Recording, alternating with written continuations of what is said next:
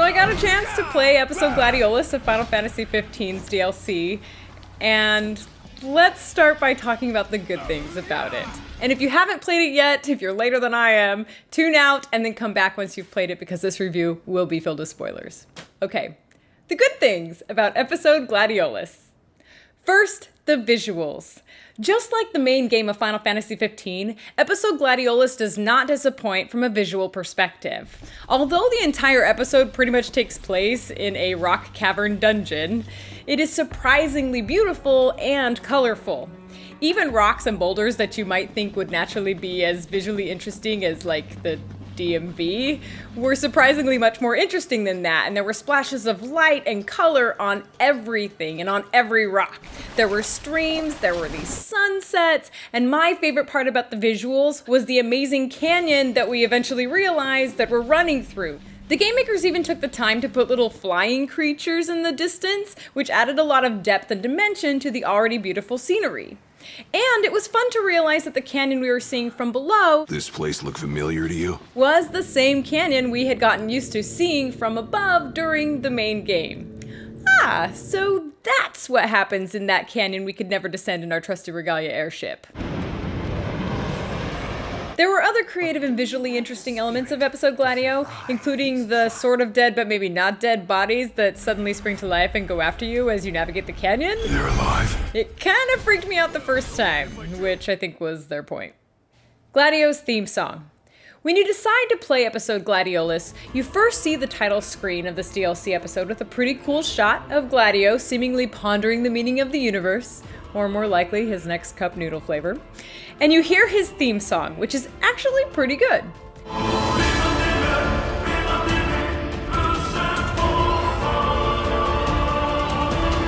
The bummer is we only really get to hear it during the opening title screen and the ending credits.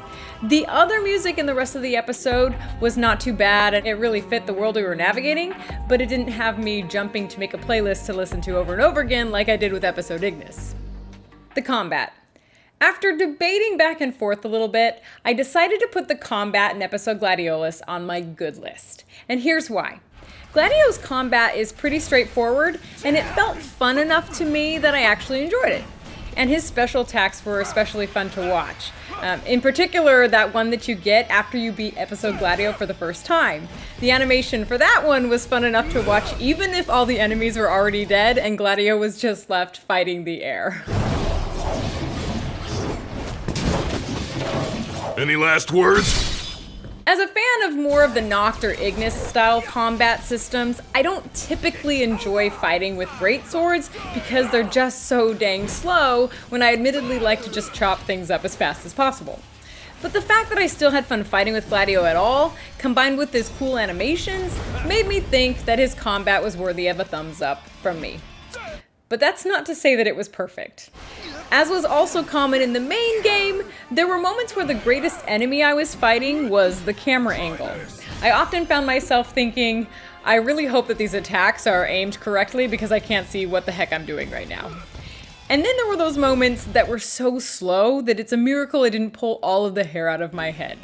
Picking up those pillars was pretty awesome to see, but dang dude, move it along! Gladio walked so slowly with those pillars that I could have literally taped my controller forward, gone and taken a bathroom break and come back, and he still wouldn't be in hitting range of the target.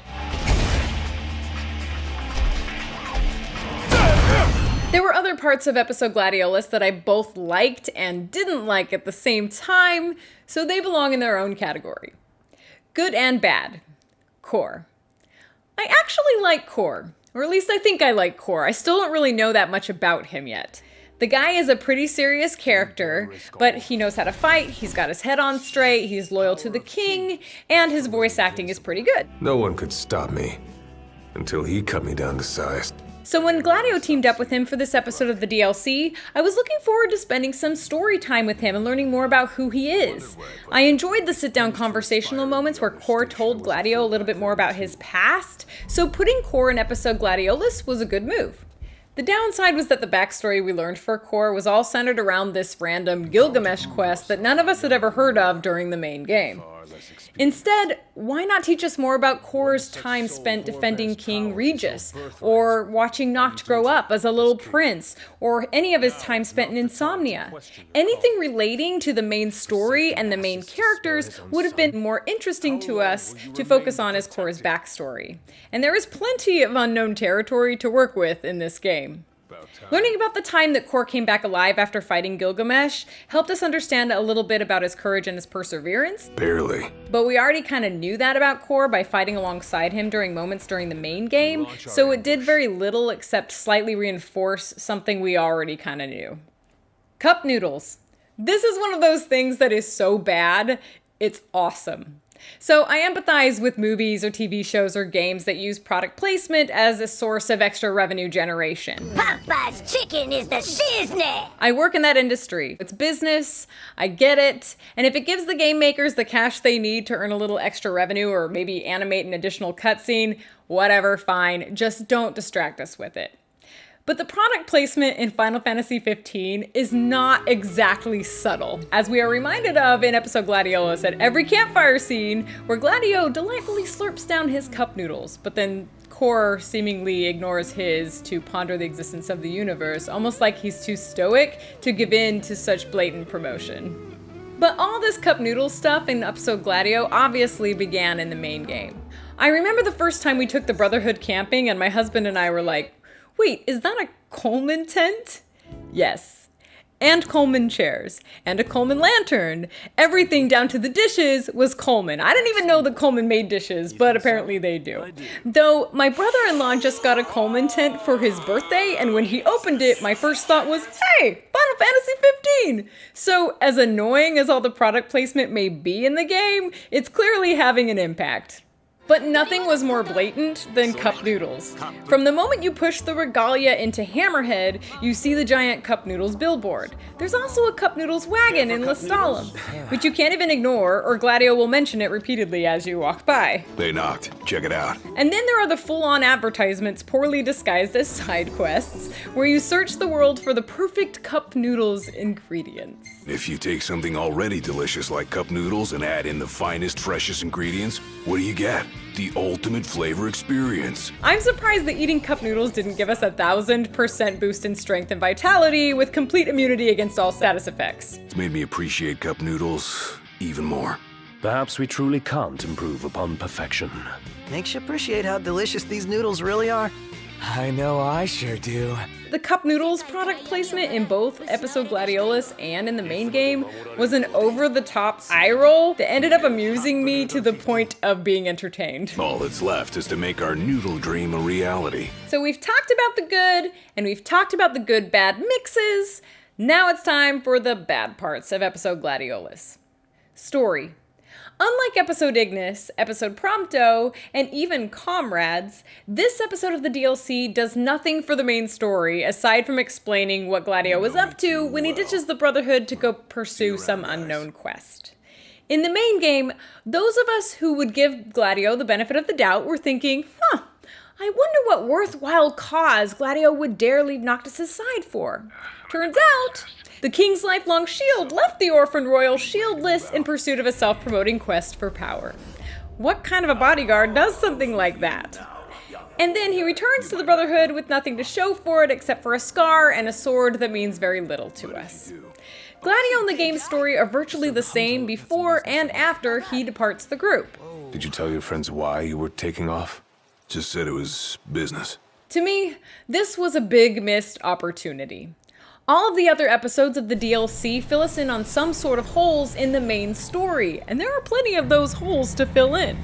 Some may call that patching an unfinished game, which it frankly may be, but it's also significantly more engaging to answer questions we're already seeking answers for. They could have pulled Korra and his backstory and Insomnia more into this episode, or they could have given the two of them an important quest that resulted in saving lives, or bettering the world, or even protecting Iris, or maybe a town, or something. But no. Instead, we see the buff guy seek more buffness, and that makes him completely unempathetic to many of us. And it lacks much of what we love the most, the Brotherhood. Now, without giving a lot away about the other DLC episodes in case you haven't played them yet, it is safe to say that the other episodes may not have shown the Brotherhood much either, but their stories are about the Brotherhood relationships, which is something that we really care about. Episode Gladio could have been about Gladio's concern for protecting Noctis. He could have been seeking power because he wanted to be the strongest shield for the king. But no. Instead, his motivations just come across as very self-serving. Worried about leaving your majesty alone? A little.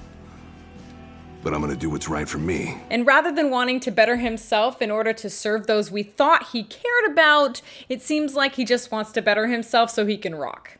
And that's lame. Linear gameplay. Another characteristic that episode Gladio doesn't share with the other DLC episodes is that its gameplay is completely linear. There is no opportunity to veer off the path, to explore or accomplish quests, or anything. Rather, everyone who plays pretty much has the exact same experience, moving in a straight path and fighting the exact same enemies. It's fine if you like that sort of thing, but it also takes away any opportunities for exploration. You really can't put in more than an hour and a half into this episode, even if you really try to drag it out. It's just start, play, and then finish within the time it takes to cook a frozen lasagna for dinner. This lends itself to somewhat fun time trial opportunities later, but diversity takes a pretty significant hit. Gladio's arc. He basically doesn't have one. Ignis had an arc in episode Ignis, Prompto definitely had an arc in episode Prompto, and even the Glaives had an arc in Comrades. But Gladio?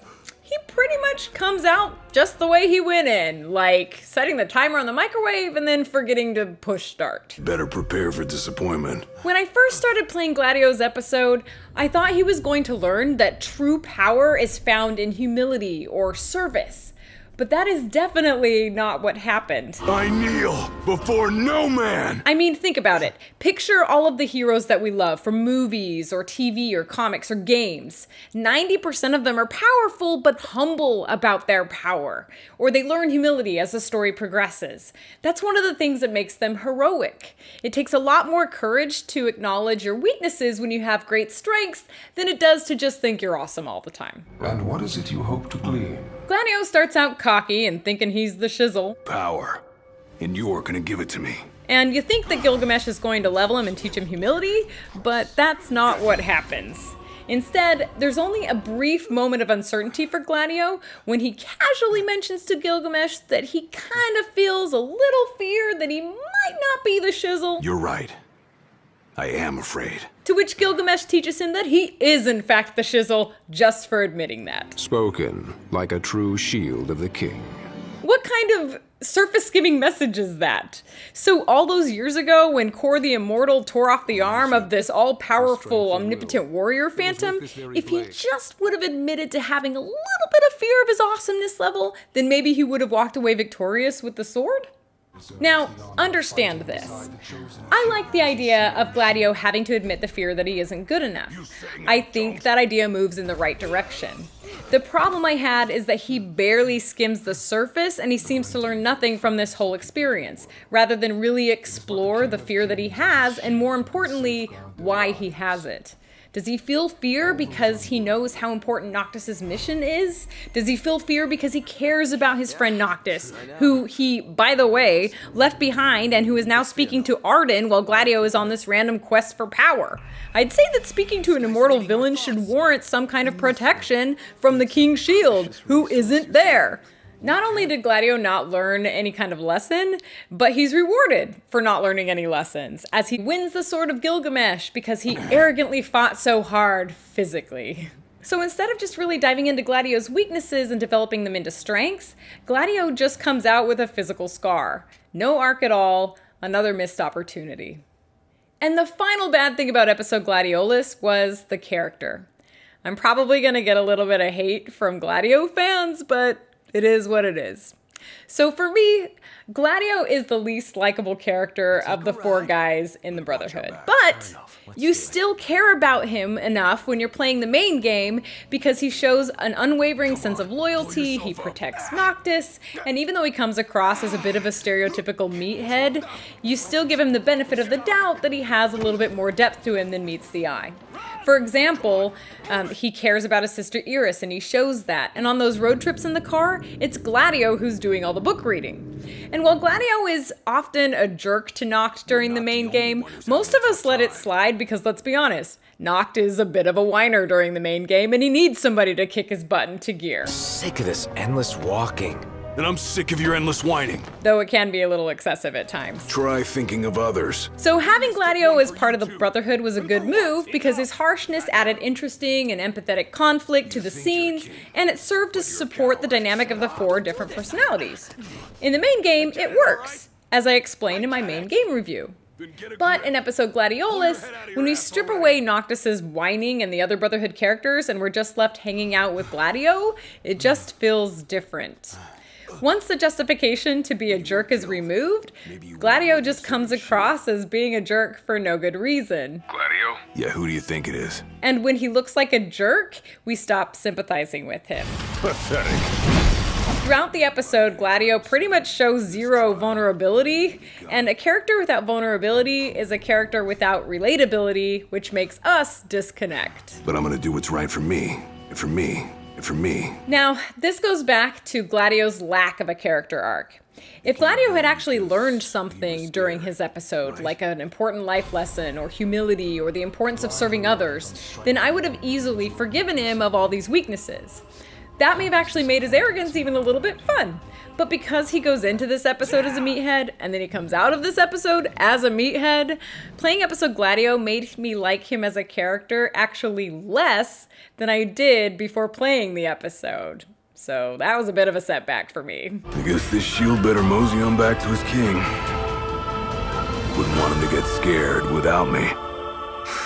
To sum it up, episode Gladio is my least favorite of the 4 DLC episodes that have been released so far. It doesn't make us more excited about the characters or about the Brotherhood, which is really what we care most about in playing this game.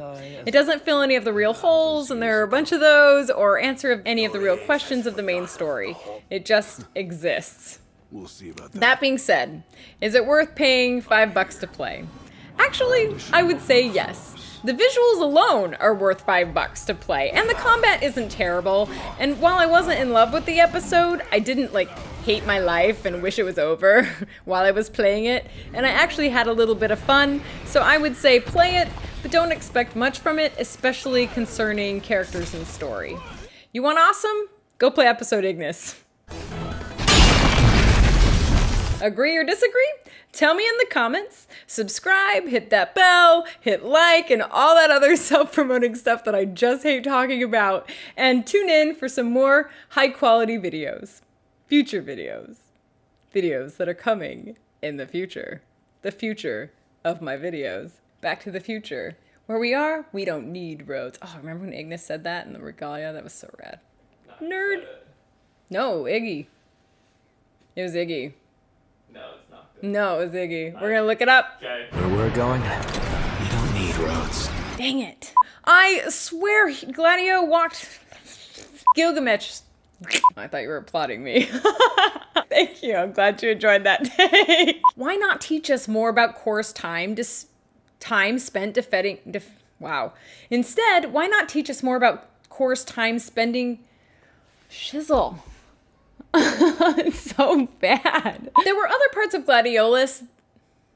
Kor's time spent defending King Regis. I want to say King Noctis. It's not King Noctis, it's King Regis. Regis is a king, then Noctis is a king. Noctis is a king after Regis is a king. Regis is a king, then Noctis is a king. Noctis is a king after Regis is a king. Okay, downside about Kor. And there are plenty of those. And there's a really loud motorcycle that just drove by that ruined that entire sentence. Motorcycle! So that was this is rough. Episode Gladio is my least favorite episode of the DLC episodes been episoded by the episode of the episodeness. Agree or disagree? Tell me in the comments. Here we go again. We're gonna lose all of our light in this one take. Tell me in the comments. Why can't people just comment without me telling them to comment? I feel like a salesman and I'm bad at that. It's only $1.